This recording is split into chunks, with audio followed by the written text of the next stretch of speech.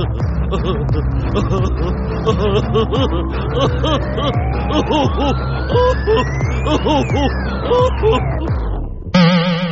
everybody, welcome to Carnival of Random. This otherwise called an hour later I can go for coffee after this. But it's hot as Chipotle in here. It's red hot with this guest week. And once again, we reassembled Greg. He's here. I'm here. But we're very well glad to welcome back our friend Stevie T. And why don't you introduce our guest? Hi, kids. Hi, yes. Steve. Hi.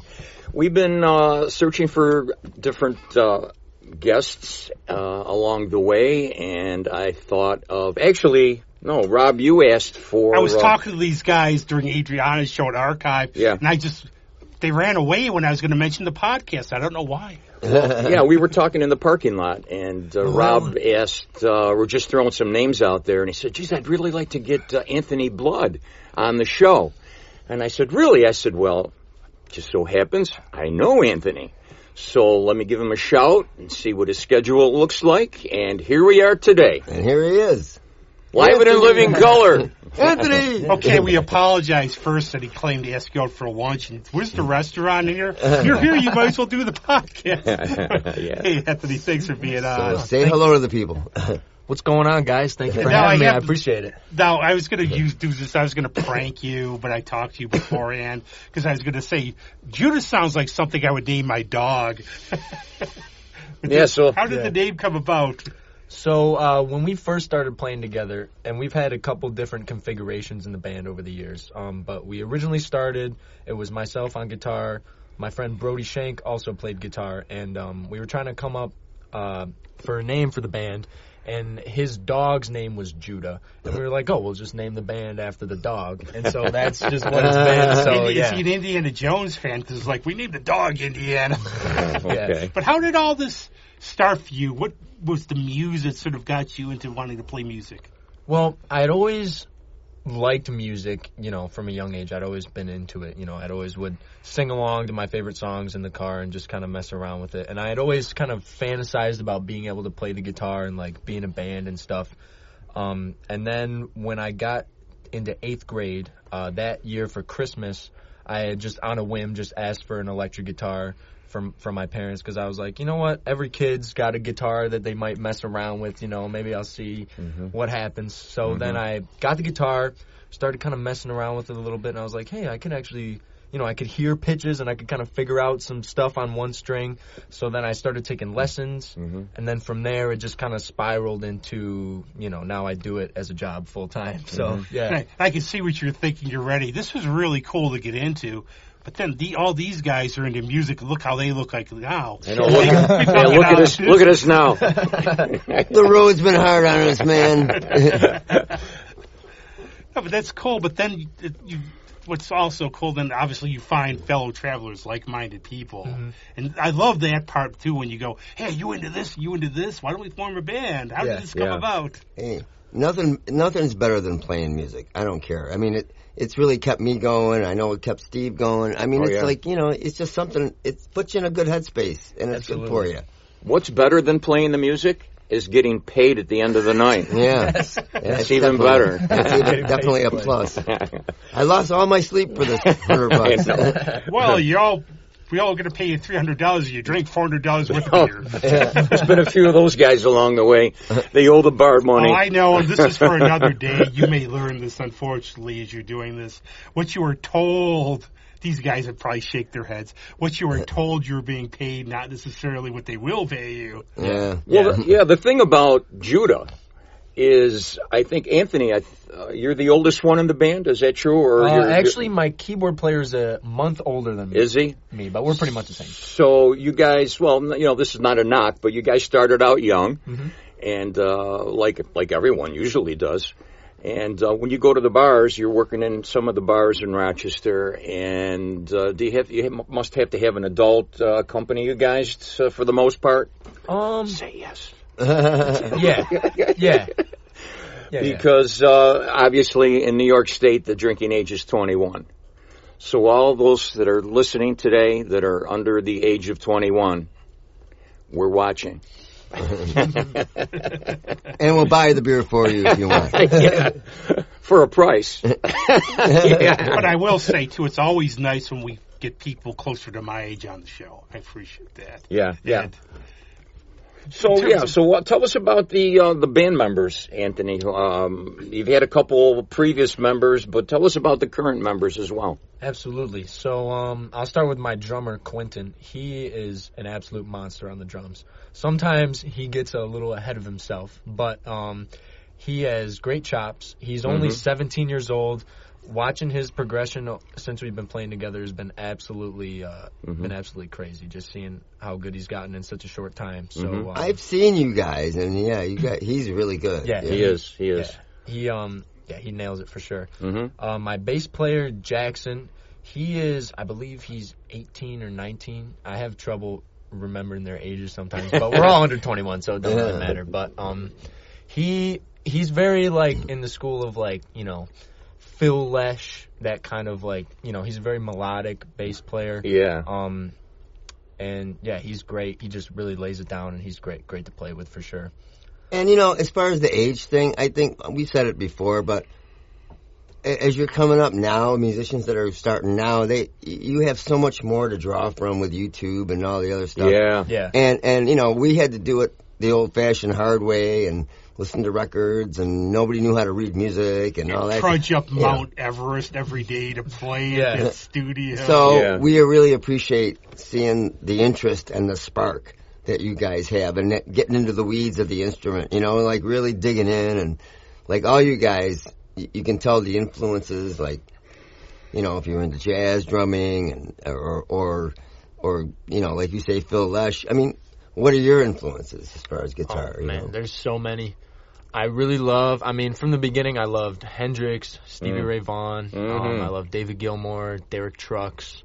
I'm definitely more into the bluesy kind of soul aspect of guitar playing, but I don't know. I can take influence from really anything. Yeah, that's good though. That's cool. That's actually a good follow-up question on this, because I love hearing. I always tell the story. When I went to meet Dick Dale at House of Guitars, and behind me there were people your age, and I just got a kick out of, wow, they're digging this stuff, because some people, are not historically minded. Some people, where it's what's new? It's I know Greg's a big Billie Eilish fan, but you think modern stuff, right? I'm gonna kill you. So that's why he sits there, I sit here, so he can pull us apart. I can still throw shit. I really dig. I'll talk to Alex Cote and Michaela Davis and look about Neil Young stuff. And did you come from a musical family, or how did you find this older stuff? Not really. I kind of found it all kind of myself for the most part. I just kind of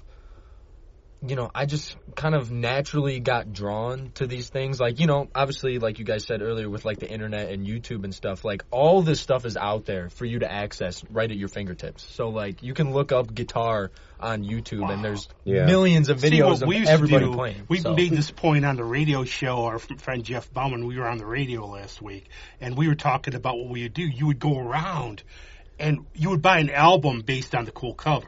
Okay, a big one that came up was Boston, obviously, with the cool. And I'm an idiot because I didn't know those were guitars till the last couple of years. But you go, hey, look what I got if it's good. Yeah. That's how you would get drawn, and that's how it always, with the Stones, they would trade blues albums. But now it's all open to you everywhere. Yeah. I was under the understanding that Anthony had possibly had a couple of cousins that were drummers that live in the Rochester area. I don't know if that's true or not. Well, I guess that is true, yes. I was more talking about my immediate family, but yeah. Here's a point I see with you, when you've played and a lot of younger performers. I was talking with my friend John Adams about, we all were in bands at the time. I played bass. I sucked. That's why you become a podcast host. You can't do anything else. So what happened was we were saying, okay, you know what it is, though? It's okay, if you're going to be fairly good, you have to have a passion. You have to. I really want to do it. And I had tons of interest. I enjoyed playing, but I didn't have that passion where I'd be doing the hour after hour, get it to be natural. And you have to have that passion. That passion, absolutely. Yeah, absolutely. I'm sad when I hear of a fellow bandmate or even a friend that has given things up and has put their guitar down or stop playing drums. drums. If you heard me play, you'd be glad I gave up. But I mean, I've been blessed. I've played with some really cool and interesting people, professional people that have given it up. They just don't want to play anymore. They've lost interest and have stopped playing. One particular person was Ezra Berserk, and with Ezra in the Storm, he decided just to stop playing. And it's a shame because I always thought that he was very talented as a singer, as a guitarist. We played together for 2.5 years, and he took a chance on me because I had actually stopped playing for quite a while, and he gave me a restart when I joined the band, and now he decided to give it up. So it's a shame when somebody that's really, really talented stops playing. I think some people just get tired of the frustrations and the struggling and the hunting down gigs. Yeah, there's people, there's a lot of that, a lot of frustration. It's real life, unfortunately. Yeah, it's part of the business. There's the ups and the downs, no doubt about that. Yeah. Yep. Nobody talks about the hours you practice. It's fun. You just go up there for a few hours. Yeah, okay. People see the finished product, and they don't realize how many hours go into learning a song, whether it be on your own and plus rehearsal with the band. I mean, that's part A, part B. You got to learn the song before you get to rehearsal. Yep. More times than not. Although I have played with some guys that learn it on the spot. That's what I liked about the punk ethic. It's like, you think it's easy? Sound like I had 3 lessons? You were well hearing this because I've had artist friends who've had this problem too. My good friend Caitlin's a comic book artist and musicians. They look at art as not work. It's like people say, do a drawing for me. Right. You don't realize it's your job. Yeah. Or you play. It's like, you enjoy it, but... Yeah. Anthony enjoys it. I can tell because Anthony's playing. Yeah, watching you guys. Yeah. I can always say this. I see bands, seen them many years. You'll see some, you go, wow, these guys are talented, but they're going through the motions. But you guys, you bring it. Well, Anthony reminds me of myself back when I was his age. When I was 20, I had the blinders on. And all I wanted to do was play back then. Play. Don't talk to me about anything else. I want to play my drums, play in the band, get out there, entertain. And that's all I wanted to do. And that's a great thing. That's a good thing. That's what I saw. I see these bands like that. And they go, okay, that's Carnival material. You're going on to great things, my friend. I lost my marriage fell apart back in the 80s, early 80s. Yeah. Because I took off. I just, I'm going in a show band, bye. And I took off for 6 months, and that was the end of that. My marriage, too, same thing. But in the beginning, she was very, how do you say, She promoted me. She stood behind me. But then we started going out. It really helped. We started going out to dinner twice a week, and I'd go on Tuesday nights, and then she'd go on Thursday. So you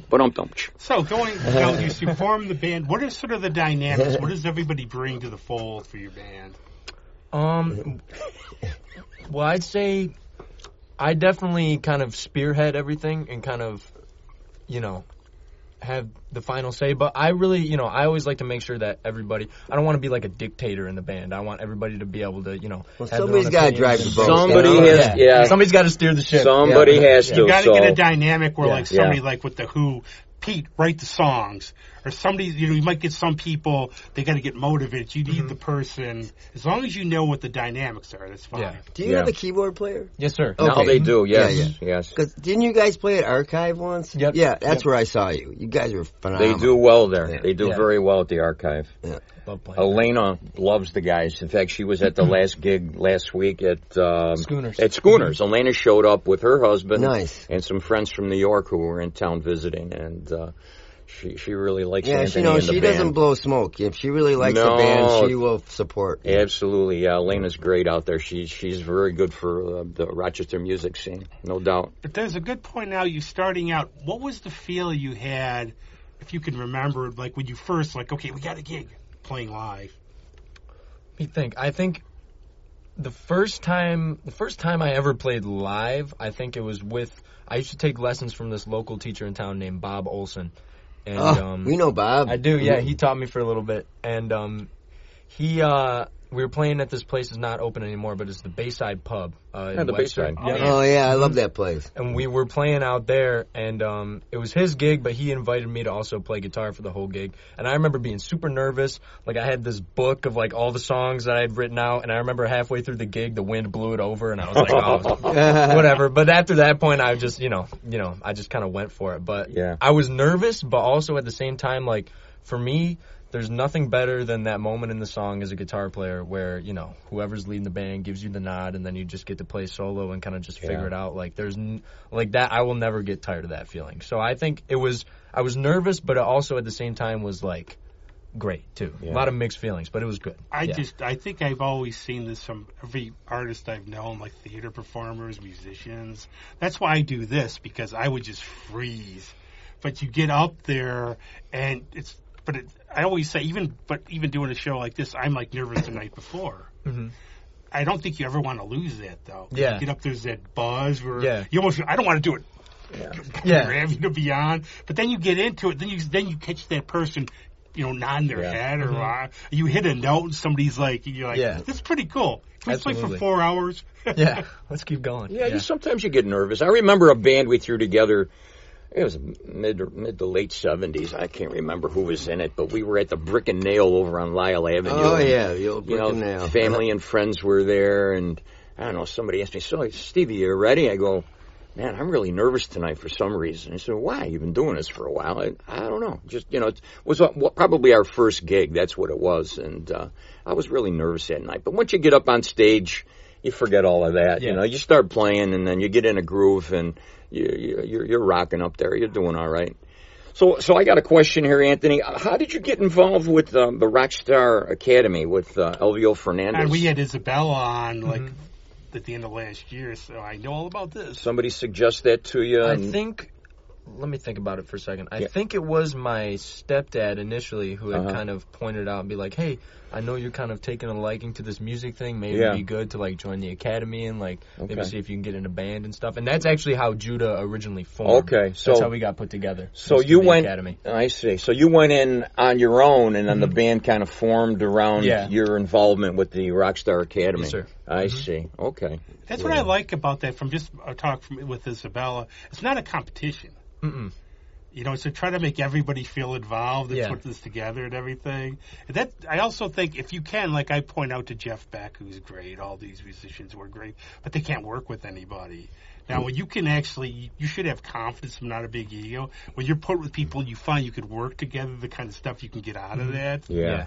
Yeah, you're like brethren, common bonds and shared interests, all that stuff. You start to realize, hey, we could do something here, If the band members lock in with one another, that's more than half of the game itself. I mean, never mind the music. You've got to be able to bond with your fellow bandmates and get along, make suggestions without somebody getting PO'd and throwing something at you. I like nothing better than to be able to lock in with a bass player. Every bass player I ever play with, man, we just try to lock in patterns, and even if they're weird, if you're doing them together, you're going to sound tight. Yeah. You definitely are weird, Greg. I know that one. No, I feel the same way. I mean, I've been playing on and off with Howie Goldwasser since 1977. And Howie and I, as you know, Greg, we've had several bands, several projects, and we're still together loosely right now, even though I stepped down from the Third Degree band right now. But Howie and I, we lock in when we play. And there's other bass players. You go to the jams and you lock in with somebody. Mike Patrick is another one that comes to mind. Yeah, Mike's great. Mike is great. I played with Howie in high school, man. He was like my first bass player. Yeah. Here's a question I always ask. We've told the infamous Greg Fishhook story a lot. Have you ever had any gigs that something really interesting or weird, or it was just a weird place that you played? And you don't have to name a specific place if it's something. I've been pretty lucky, at least up until now. I haven't really had too many strange or, like, weird things happen. Equipment snafus, anything like that, or... No. Breaking strings? No, I mean, I've broken a lot of strings for sure, but I'm pretty quick. I'm pretty fast at changing them, so it's not really, hasn't really been too much of a problem. There was a gig we played recently and it was kind of more my fault because I just wasn't paying attention, but we were supposed to play, I think, a 45-minute set, and I just kept going, and we got to our last song, and I said to the crowd, okay, this is our last song. Thank you guys for coming out and listening. I appreciate it. And then the sound guy just turned the house music on, and he was like, oh, you guys are supposed to be done. I was like, but we had one more song. And I was like, what the heck, dude? But it was kind of my fault because I just wasn't paying attention. I guess we're not going to do one more song. In honor of that, we will retire the story after this show for the very, very last time. Educate him with the fish hook story. The fish hook story? Okay, I'll make it short. I was playing down in Sodas Point at a place called Papa Joe's, which is not there anymore. So the way they did it, they had a flatbed thing in the parking lot, and you played on that. And behind the flatbed was a fence, and behind the fence was this little walkway to a bait shop. This guy came through with his family. He had his fishing poles behind him, and they're walking with his kids and everything. And somehow the fishing hook got stuck on my shirt. It swung over the fence because I was right to the back. And it hooked my shirt, but I didn't realize it. Yeah. And I'm playing, and I'm getting jerked back. And I thought I was having a spastic convulsion or something. Yeah. And I turned around, and there's this guy walking. I see the fishing line. I'm like, hey, wait a minute. So that was pretty interesting. Yeah, the story's now retired for at least a year. Listen to past episodes. Okay. But you know what's going to happen now. You'll be playing like the Colonial Bell. You'll be playing, you'll keep looking back for your drummer, he'll be gone. Yeah. You just don't stand up. Yeah. Shark attack. Yeah, don't stand up. We took a ride on the Bell there. Yeah, don't stand up. Don't stand up. They warn you. Just because you go over the bridge. You underneath the bridges. It's a great gig, but just because otherwise you may be off the boat. Yeah. Right. I know. I'm doing one of those later in the year. Are you? Yeah. Yeah, and bring a jacket or something too, because and a even helmet. if it's warm, it gets cold after. I will. But this is like one of the parts of the show. A lot of my friends' groups, like Mighty High and Dry, a whole bunch of people ask me what their music's like. I just go, I'm not good at defining it. It's just good. So how would you sort of define your music? Well, at least with the band, with the band, it's definitely. I mean, it started out as pretty much straight ahead kind of blues rock thing, but it's since we've added our keyboard player and we've started locking in a lot more recently, it's definitely gotten a lot more funky. Like I'd say our style more than anything else nowadays is pretty funk based music. I would get that a little bit. I'm just really bad at describing. I always just go, it's good music. But we play all sorts of different stuff. You ever notice that though? You start off maybe preconceived notion of what you're going to do. You get all together, and it might go. That's the fun of it, isn't it? It's like, when you don't know what you're going to do next, it's fun for us. Absolutely. Yeah. You ever get those bands I bought the first album, I don't have to buy the sixth. Cause it's like, I've been lucky enough to see the different variations in the lineup with the band. And I remember when the band, it was a couple years ago, when you guys had the two guitars. Mm-hmm. And you guys really were good together. You would feed off. You'd trade licks. And going back and forth. That was great. That was really, really great. And then, of course, I am pretty close with Anthony, so once in a while I'll throw out an idea out there. So, think this over. What do you think about this? What do you think about that? And eventually, after your guitar player left, you thought about maybe going, and you did for a little bit, go as a three-piece, guitar, bass, and drums. Yeah. And you tried that out for a little while. As a young musician, you're trying different things. You're feeling things out. So that's what you were doing, and there's nothing wrong with that. You have to do that. But eventually, I think you realized maybe there was a little gap, maybe in the music, where some empty spots where you need different color, somewhat. So eventually you found a keyboard player, and wow, and what a keyboard player he is. He's really added a lot to the band. He's very chill too when he plays. He's playing all this great stuff, but he's just kind of doo-doo-doo-doo. Very professional. I mean, all four of you guys. I have to say, very professional for guys that are. It may appear that way. Well, you know what Richie Blackmore said: if you can fake sincerity, you've got it made. Yeah, that's all you got to do. It's actually a good question, though, especially for these guys and Greg especially. How is that sort of dichotomy playing in a three-piece? between that and playing like an 8 to 10 piece? Do you feel more pressure on you if there's less people because they're going to hear you more? I think you feel the natural need to overplay. Well, somebody's got to cover the fills, right? Yeah. Well, we talked about that maybe on the first episode when I was on as a guest, and we talked about Ezra in the Storm, which was guitar, bass, and drums, and that was the first time I've ever done that. And there's some holes there, especially when the guitar player's taking a lead. There's no rhythm behind it. There's no keyboard behind it. So I had to really learn how to play a little. I don't know, how do you say, fill the empty spot. So I would play a lot of open hi-hat. Right. To give it a washy sound, even though, let's say, on a blues shuffle, I'm playing an open hi-hat. And it gives you, the shuffle beat is going to fill a little bit more, too. Right. But you got to put that really where it fits. You can't play shuffle beat on every song. Yeah. So, you do have to compensate. Yeah. And you have to, switch to different, maybe use a ride cymbal more. Right. But that's one thing.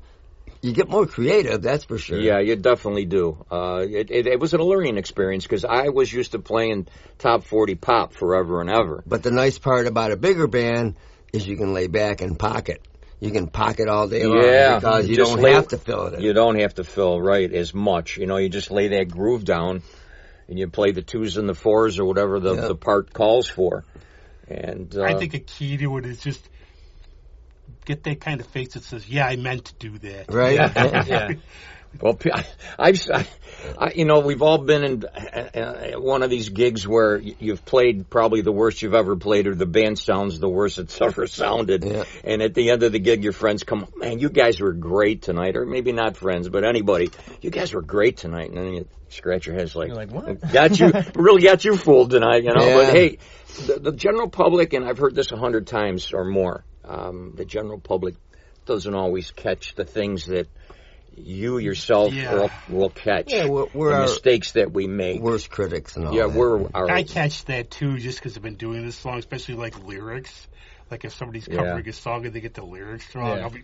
He's like the one person like that, or you ruined the song for me. Yeah. Everybody else, but I think too, you go the idea that people are coming out to have a good time too, and they're not coming out to just be all judgy of the music. Right, They want to have fun.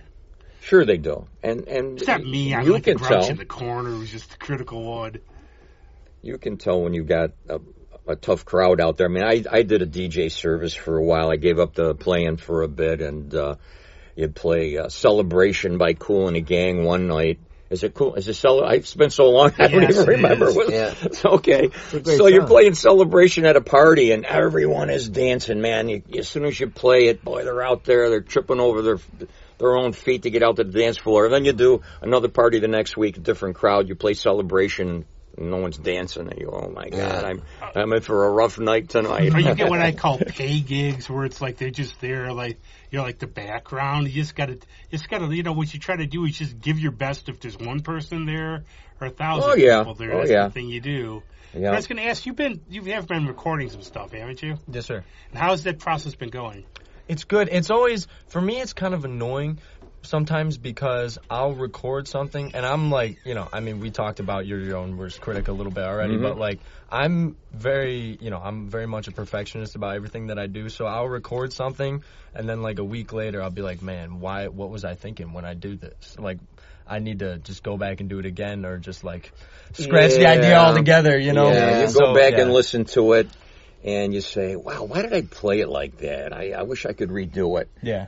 But sometimes you strike gold, and you might not think it at first. Then you go back, and it's what came to you at the moment, and you sort of have to go with it. And there's a reason it works. Sometimes you follow your instincts. When you won't be as critical is when you get to be as old as us. Yeah. And you'll listen to some of these things, and you'll say, "Wow, we were pretty good." Wow, I finished the whole song. Blessed too, because I've grown up in the music stuff, and the thing there was this little comment I used to make, say, 70s, 80s, you would hear something done locally. You go, "Wow, that sounds local."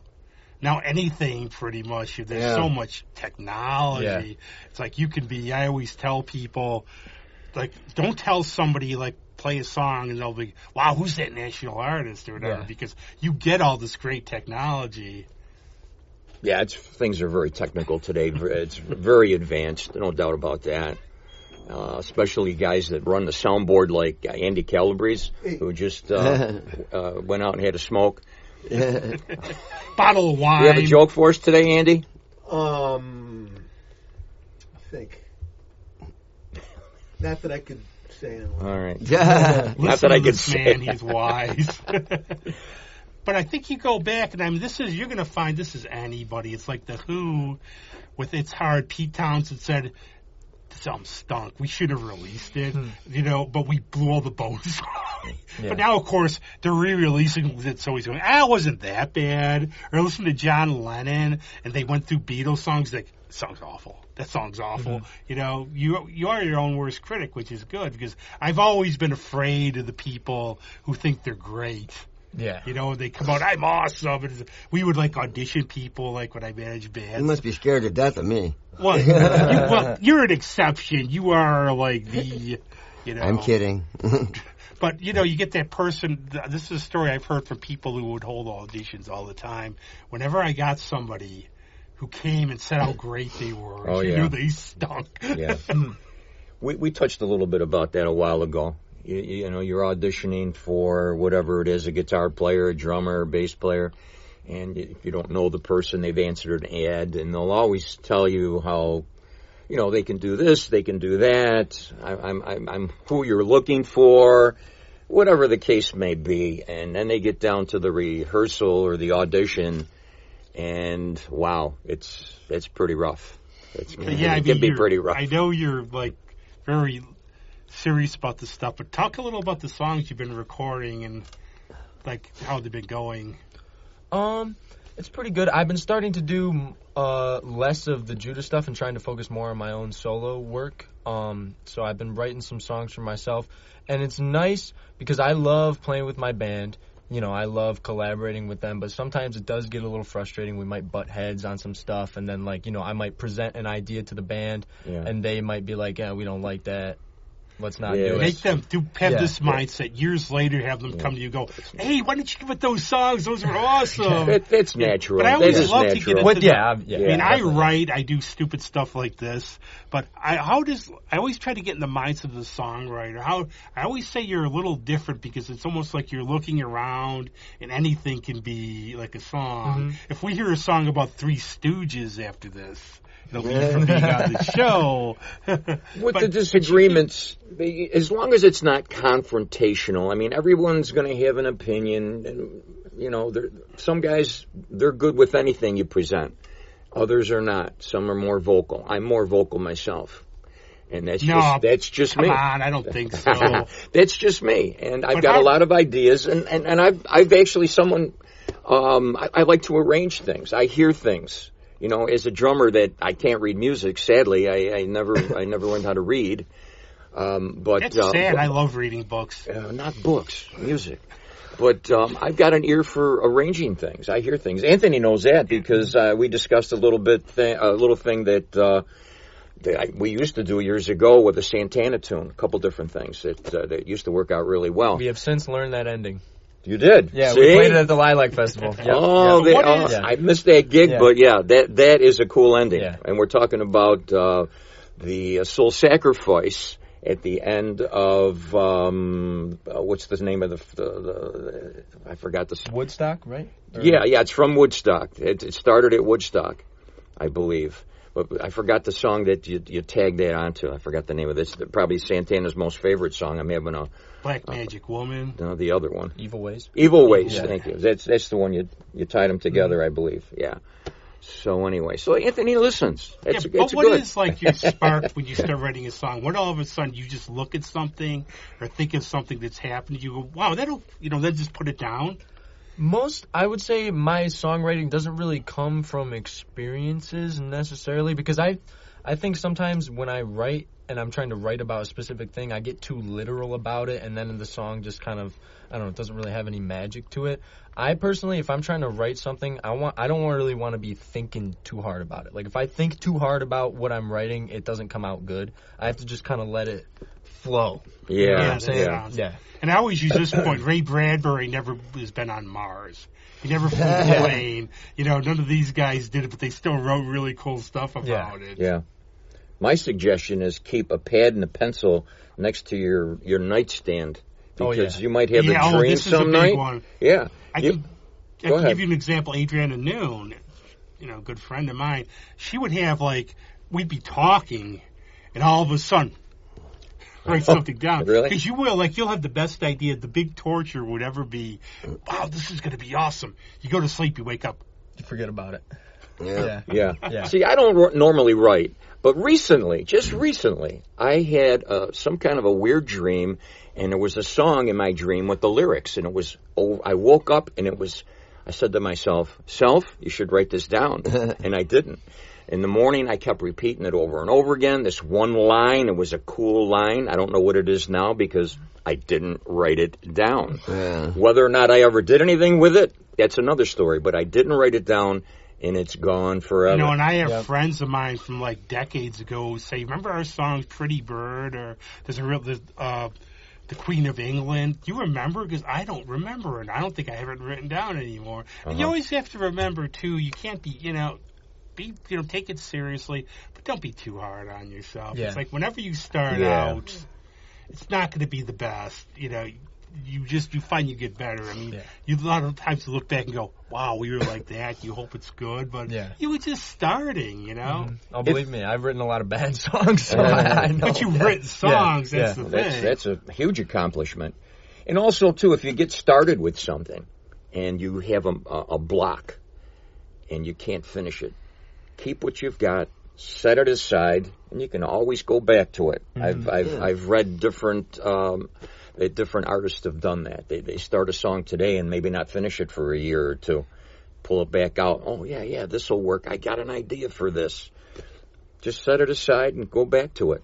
You know, it's funny. Like, we were talking about the McCartney thing earlier, and look at the stuff that they did where they piece songs together. Yeah. Well, I got a good 8 bars here. Well, I got this. I got that. So they throw them together and they make sense. They did a lot of that. I had a song called Trailer Romance. The line just came to me. That's the story of my upbringing. At a party, yeah. Trailer of Romance. And it took me two years to write a song. The phrase never left my head. So that's kind of how I do that with those kind of things. It's like if there's something that really sticks, then I go for it. Yeah. The ones that go away, well, maybe it wasn't meant to stick around, you know? Now, why don't we do like a little, I always tend to do this little bit of like storytellers or songwriters. Just pick a random song, trademark. So just say how, like a little bit, what's it about, how it came about. One that I've written or something? Whatever you want. Let me think for a second.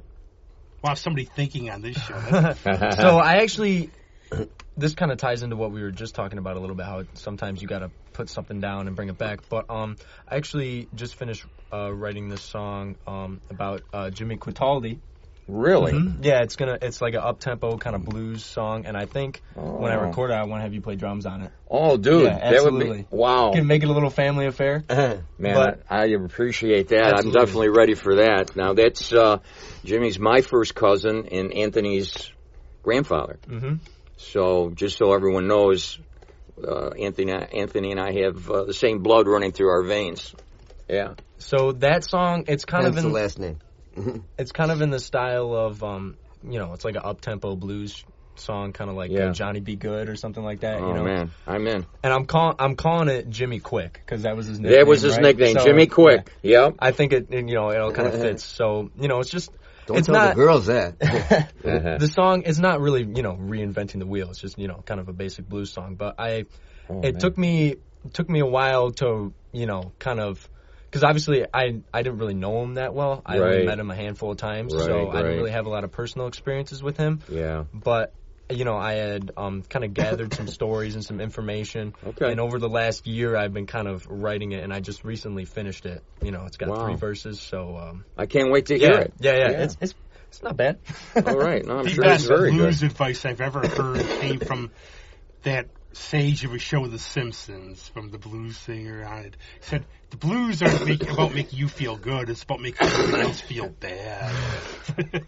So I got a question. You have funk, though, too. Then we'll get to the same. Yeah. But you have funk, so that's like the blues make you feel bad. Funk makes you jump up and dance. So yeah. I saw a picture of the Animals on Facebook the other day, and they were all smiling. Back in the day, back in the 60s and the 70s, take all these promotional pictures. Everybody's smiling. And here's the Animals, one of the greatest blues bands that came out of the British invasion era. And they were so happy-go-lucky in this particular picture. Everybody's got a smile on their face. They're grinning from ear to ear. And my comment on the comment section was, this is a blues band. You should not be smiling. So my next question here, moving right along, is, Anthony, who does your booking? Good question. So I do some of it myself. I have also, been very lucky over the last few years. I've gotten to know a lot of people in the scene, made a lot of connections with different venues. There's this one particular person. Her name is Amy Sheffer. Mm-hmm. She is, she's super great. She has a lot of connections with a lot of venues around town and regionally, and she will hit me with a lot of gigs. She'll just shoot me a text and be like, hey, do you want to play here at this time for this? And I'll be like, usually I say yes, because usually the day's open, but sometimes, obviously if I have a conflict, I can't do it. But sure. Amy's great. She gets me a lot of cool opportunities, and I'm very grateful for her. So, yes. Well, I do know this, that Anthony is very well liked in the Rochester music community. And you've been fortunate, too, to play some out-of-town gigs. You played in New York City at one of those very famous nightclubs down there. Played the Red Lion in Greenwich Village down there. It's funny because I was in London. My good friend Greg Townsend was playing at the Red Lion. It would have been the funniest gag ever. We were there but I left 2 days. If only it would have matched up, I would have just walked in. Yeah. And he would have saw me. He's like, Rob, what are you doing here? I figured I'd go to the gig here. It's only London. It's like... Yeah. How about, was it the Bottom Line? Did you play at the Bottom Line as well? The Bitter End. The Bitter End, that's it. The Bitter End. Yep. Okay. Now, how is that, too? Now, you have, sort of a home base here. You'll have people you know. Mm-hmm. Now, what's that first feeling of, and I'll go back a little, I used to love going to gigs. I don't travel as much, of seeing friends from here play to get the reaction of people because, I heard this stuff 100 times. Let's say, and people digging it. How is that when you're out sort of to a different audience who might not have heard of you or ever heard this before? It was interesting. So I think the first time, or actually no, it would have been the second time, because we've been down to New York City a couple times to play. First time we played the Red Lion, it was pretty good. There wasn't a ton of people in there, but it was, they were pretty receptive to our music. The second time we went down there, it was a Saturday night. It was some holiday. I forget exactly when it was, but everybody had off. All the college kids had off, and they were all in there. Oh, and we were playing our blues, funk, original stuff, and all the college kids, they were holding up their phones with The Killers, Mr. Brightside holding up requests, and they were like, what the heck are these kids doing? Play songs that we want to know or want to hear. And I was just like, we were just playing our regular set, which is just what we do. Yeah. So it was just funny to see we'd play an original song and they would not react to it at all. They'd be sleeping in the crowd or whatever. And then we'd play sometimes we'll do Benny and the Jets by Elton John. We'll throw that in sometimes as a crowd pleaser. And then we'd play something like that and then everybody'd be like, ah! They go crazy. So it's just funny seeing how people are receptive to different things. Well, they don't know what to do. Yeah. There's a meme. They already know they like this song, so okay. There's a meme I've seen where it's a Trojan horse, and the Trojan horse cover songs and original music inside. And that's one of the biggest themes of this show is I want to promote original music and local music. It's a thing I always say is go see what you like, try what you don't like. Because you might like it. You'd be like that little kid with the cereal in the 70s.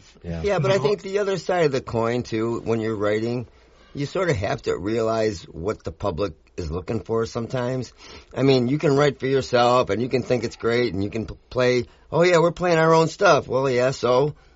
Yeah. It doesn't sound very good. Yeah. It doesn't have any groove. It doesn't have this or that. It does not tell me a story. Whatever. I mean, once you learn the techniques of songwriting, and you can reach people... then they're going to accept it. But most people don't even know if they're going to like it. because all they know is the crap they've heard. You know? And I think it's something, it's a part of growth, too, and it's like it builds you up as a band and makes you better when you just go through that. I've had bands like we traveled to Pittsburgh, nobody. And we had a band coming from Winnipeg all the way here, 3 people. And you'll laugh about this years later, though, and you realize, hey, we still did our best. We kicked butt on stage. We had fun. And you know what? Always remember this. ZZ Top's first gig, there was one person, and they bought him a Coke because he stayed for the whole thing. Yeah. And always remember that. You know, that's part of the thing that why people give up. They just go, well, why am I doing this? What am I banging my head against the wall, killing myself, putting in all this time and energy and everything, and then you don't get nothing out of it? Originals can be tough. And in this town, I do believe, correct me if I'm wrong, is more of a pop top 40 cover band kind of a town. Yeah, but it's gotten better. Are you, with this, you have a new project. Is that original stuff? What, Handle Vandals? Yeah, that's the new project. It's mostly original stuff. Okay. So what is, you've played out a few times now? Yeah. And what's the reception been? Been great. Has it? Okay. Yeah. Well, it's Greg, for goodness sake. I soul mean, he's and known funk. all over the world. It's soul and funk, and it's a lot of jamming. So, you know, it's kind of like there's a loose structure, and then anything goes in the middle type thing, you know? I mean, the guitar player wrote a lot of them. We do The Weight, and we do always get what you want, and a couple covers, but most of it's his own stuff. Okay. You know, but I've always said, I've always been one of those alt music, underground music guys. And I've always said, I used to go to the big shows like in the 80s when we could afford them. But I always said there's a great divide. It's almost like, and I always try to bring the people who just want to go see the cover bands, hey, they rule, go see them. But just give them a try. You know, what's it going to hurt you? You know, if your hour sucks, it's fine. You'll get it back. It's like being on this show for an hour. You know? But because I'll have friends. I try to, come on, you're going to love this band. It's true. You finally drag them out if they dig it. But they'll go, no, you want to come up with us? Well, what are you going to go see? An Eagles cover band. Like, I could listen to this stuff anytime. Why don't you just give these guys a chance? Yeah. You're trying to get people to come out. You don't know how many gigs. I have a bunch of people, oh, yeah, we're going to come out.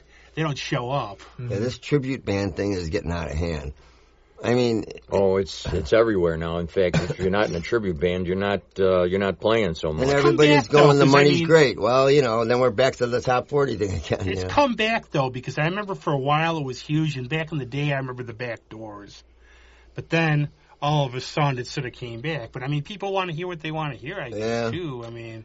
Yeah, there's a lot of support for the tribute bands. I mean, you know what they say, if you can't beat them, join them. Yeah, but one of our thing, too, is I always love, like, the friends I know. Because years later, when people go, wow, those guys Judas, like, I know them.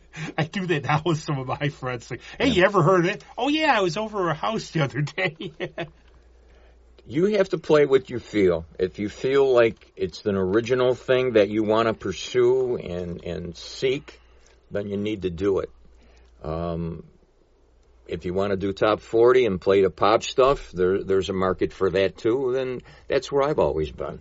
I can't write, so I'm happy to play top 40 pop stuff or blues rock. I'm happy with that. Yeah.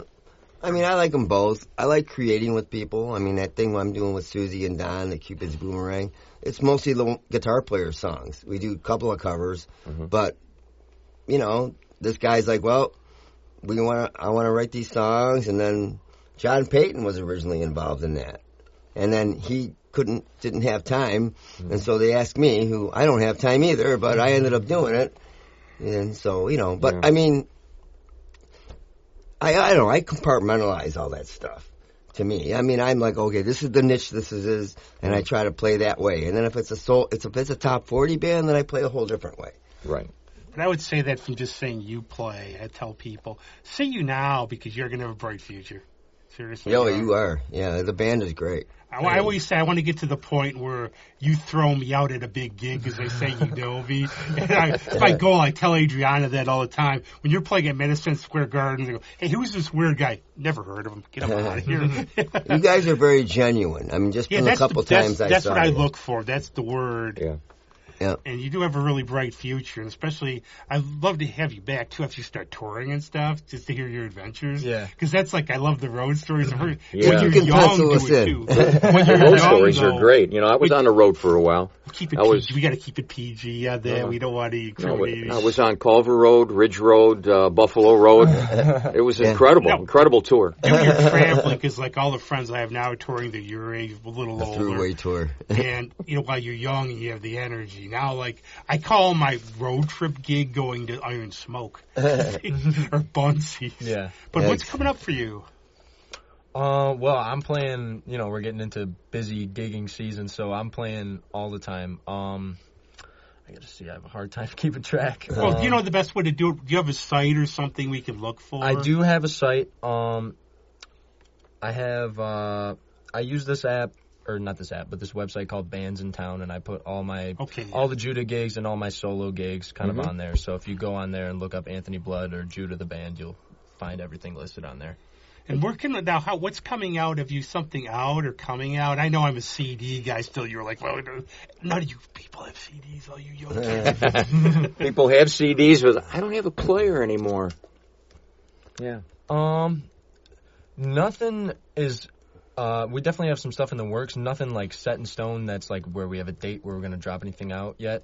Because we've done an EP with the band and we did a live record. So our next goal is to like do a full length studio album. We just got to write a couple more tunes and kind of finalize everything, get the funds together, and then make it happen. Yeah. Always never set a date. I found this because I Yeah. remember like with Maybird. I'm talking to Sam Snyder one time. When's it coming out? When's it coming out? It's like, this is our Chinese democracy, man. It's going to be like in 10 years. You know, and as long as you keep your name out there and play, I think that's, like before it was always, I think, the albums now, you know, when back in the day, if you didn't release something every year or two, it was a long time, like Fleetwood Mac with Tusk. These days it might be 10 years. So. Or Boston. How many years in between albums with the rock band Boston? 7. Oh, I have a story for you off air afterwards. No, it doesn't fit with this, but it's Okay. it's a fun story. Yeah. But no, this has been lots of fun. You know, I would hope Yeah. much success to you. I think you guys really good. Well, thank you very much. I appreciate Yeah, I'll it. be Yeah, the guy yeah, in the good. corner, the white ways rock. It's like Brody will be like, people will be like, that guy's not having fun. All right, the other one I've got is that guy's a narc. That's a narc. So just go out and see these guys. You'll love it. So That's right. it's Judah, well ladies worth and it. gentlemen. And everybody else, Greg's probably got tons of gigs. Yeah, well, I don't know. He's I got something- toothpicks under his I got something eyelids. going on. I got a session to do Friday with See? somebody, and I was like, Our maestro is very busy. Go see Primetime Funk playing later this week, and he'll yell at me because I get the date wrong. Look it up; it's in Pittsford. But he's very busy, so we'll probably have 2 shows for you this week. Stay tuned for a surprise announcement on our page later this day. Yeah, we've got some And things. then we'll have lots of good stuff coming up in the months ahead. I'll be at Yeah. Record Archive on the 19th in case anybody wants to plan ahead. Okay. Well, Is that a it's Greg Wednesday? Or? With the Brian Lindsay Band. Yeah. We can actually, if any of you want to play the game, start the calendar. Greg's playing here. Greg's playing here. This is your future, Anthony. But thanks a lot for being here. Are we playing anything at the end or not? I forgot. Yeah, I do have a couple songs to play for sure. You know what we'll do? We'll just leave it as a mystery. People can figure out what they are. Yeah. You know, we're casual here on the Carnival. But thanks a lot for coming down, man. Yeah, thank you for having me. I See ya. appreciate it. I need coffee now. See you guys later. Anthony Blood, ladies and gentlemen. This next song is an original one. This one's called Step Off. This one we wrote.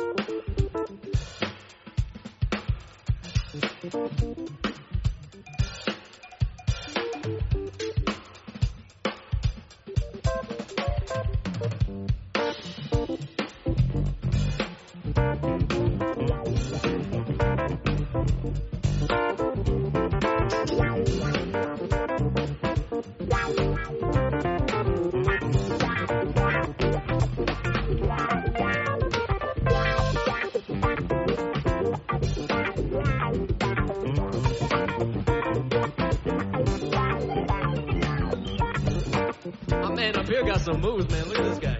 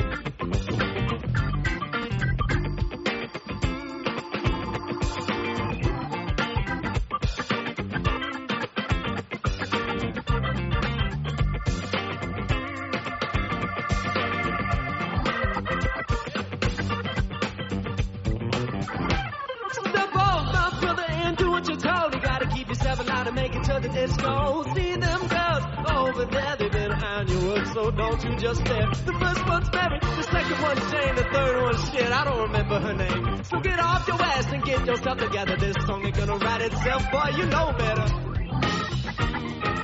Ooh, she's coming on strong, boy, don't you wait too long. Ooh, she's coming on strong.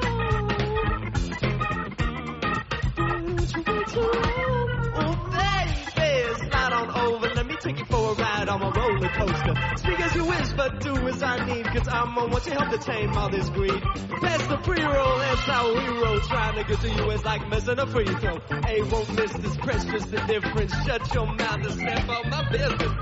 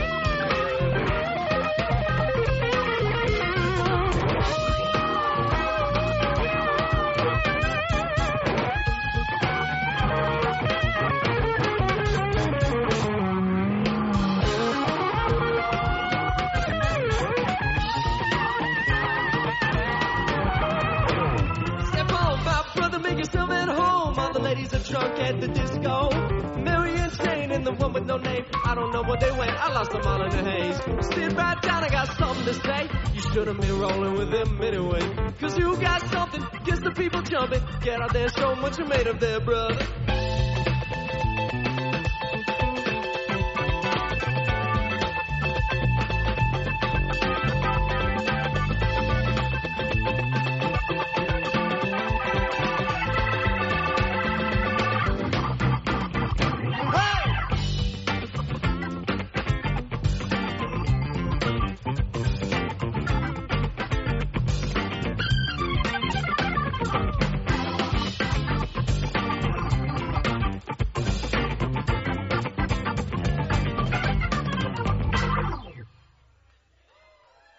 Thank you guys so much.